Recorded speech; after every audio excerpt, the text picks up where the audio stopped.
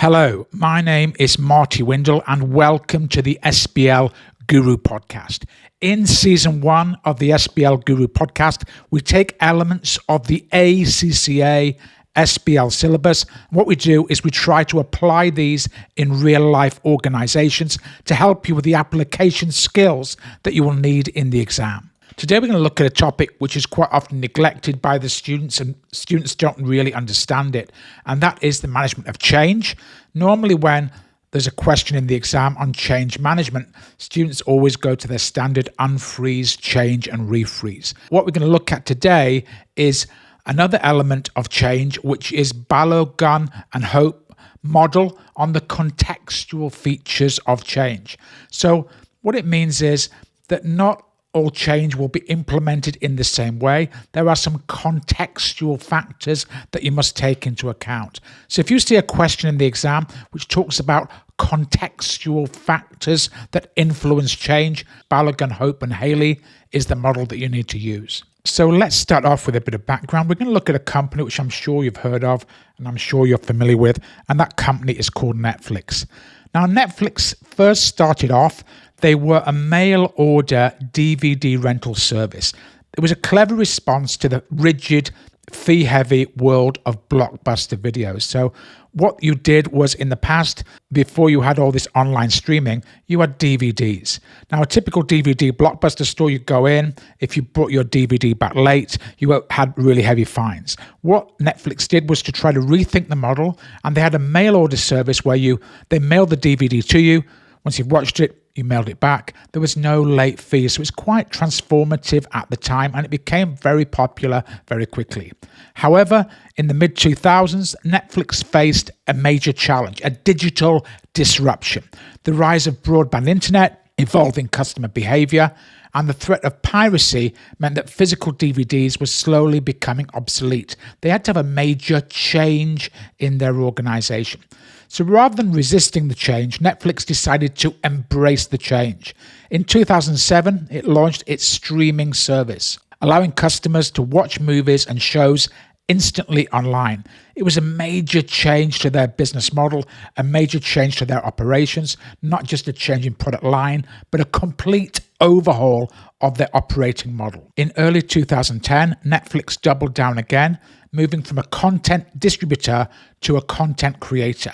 They decided they're going to move into original programming with shows like House of Cards and Stranger Things. It began to compete directly with the traditional television networks and film studios.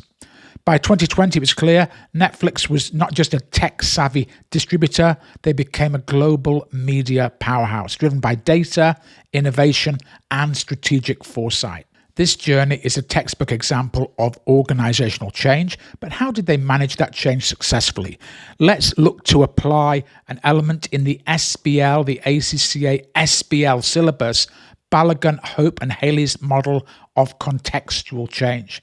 Now, what Balogun, Hope and Haley said is you must match the change to the context in which you are operating. Not every change is the same.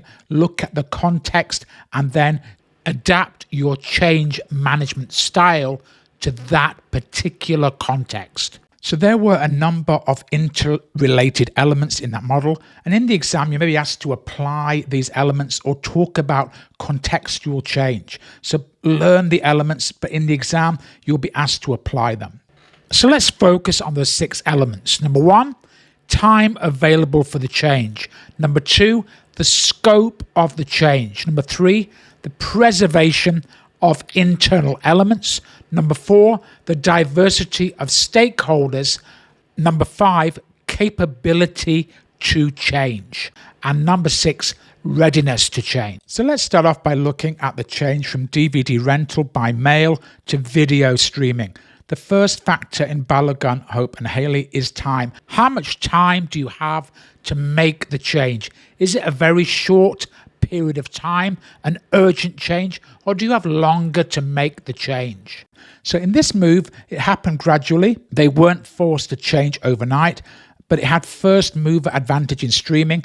So there was a certain amount of time available to implement the change. Because they had time, this allowed testing of the streaming model while still earning revenue from the DVD rentals. Having the extra time was a major benefit for Netflix. It made sure their systems were fully operational before they were implemented to the general public. Second factor we can look at is the scope of the change. Is it a small scope, small change, or is it a massive change? Now, if you have a small change, you may be able to implement it using your current systems. This was not the case with Netflix. This was a transformational change. They're going to change their entire business model. So when you're going to have a change which is transformational, it's going to require big shifts and big thinking. Your strategy needs to change. Your systems need to have major changes, and you need to have strong leaderships and a strong culture to make sure that change is successful. So transformational change requires big change in strategy, systems, and leadership. If it's a small-scale change, it's much easier to achieve, but a big change requires big systems and big processes to be implemented. Third element is preservation. Preservation, what do you want to keep in your business after the change has been implemented? So Netflix had to preserve its brand identity. It had a very well-known brand name and brand values of affordability, innovation, and customer service. Now, although they're going to change the infrastructure in the company, what they didn't want to change is the brand identity and brand values. So preservation, what do they want to keep? Keep that brand and keep those brand values in the new business. Next factor you're going to look at is diversity. How many different stakeholders are going to have an input in the decision? In the case of Netflix moving into this new business model, there were lots of different stakeholders, lots of different people they had to involve. Investors, tech teams, copyright holders, and even the global audience. High diversity makes change much more complex. It's going to require complex communication to manage the different expectation of the different stakeholders. So the more diversity you face, the more carefully you need to manage change narratives and the engagement with these different stakeholders in the organization. Capability is also an important factor in Balogun, Hope, and Haley. Netflix always had a strong innovation culture, tech capability, and visionary leadership under the leadership of Reed Hastings. This gave them the capability to change. So when we talk about change, it's not just about having technical factors, it's about having the right culture, the right leadership, and the willingness to invest. And that was always very possible at Netflix due to their strong leadership. The last factor is readiness to change. Are you ready to change? If you're not ready, there's going to be a lot of resistance to change. But at Netflix, internally, they were geared up. The customer habits were starting to shift towards digital. So the risk was there because not every customer is going to have fast internet, but the trend was very clear. So in terms of readiness was there. There was a time to change, and you must grasp that opportunity. So readiness is all about timing and mindset, and Netflix was very good at reading the room. So how could they ask this in your ACCA SBL exam?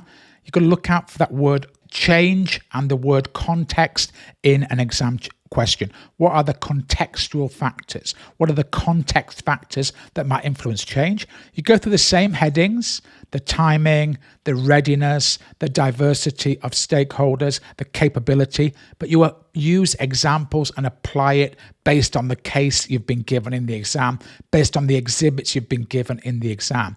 How do those factors influence the change process? That's what the exam is looking for you to do, is to not describe the model, but apply the model to the case.